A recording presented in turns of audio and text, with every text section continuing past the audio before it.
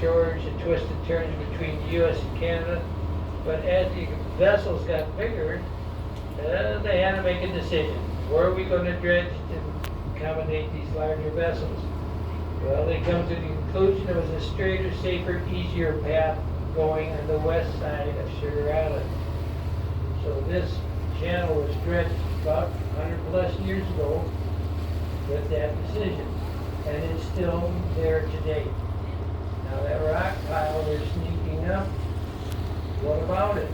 That's some of what's left over of the original dredging when they created the channel that went around the west side of Sugar Island River, and that was the length of those rapids with an elevation drop of 21 feet. So when they tried to put them 25-foot frigates canoes in their full furs and bring it down 3 miles of rock, hard sandstone, no way did they ever make it. And they said, well, let's quarter you. So they took them out, walked down 3 miles, put them back in, and you know that didn't last very long.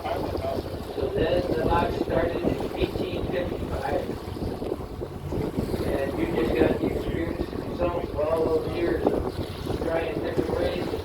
Well, I think they figured it out. So that's what you see left of the original rapids right there. And you see where the railroad bridge is, you see black sections underneath it. Those are compensating gates. That controls the water flow that can go through the rapids. So those gates stop any human being from going through there. There's only water that can get through. And there's 16 of those gates, and they're controlled by the United States and Canada jointly. And I do believe there's only probably 2 or 3 of those gates open to allow the water through. That building you see there, that is the Corps of Engineers, first level, hydroelectric power plant. They make enough power there for all their needs with extra to spare. And then they sell that to the overland, and that's the big hydro capacitor. That looks great ahead. You can see that sign there at the end of the pier, white top, read it this way. If we went there and turned left, we would be very close to the exit on lower water of the Canadian lock. That is the canal. You can see it goes to the left, and you see the span. You can the canal goes right underneath that span and back around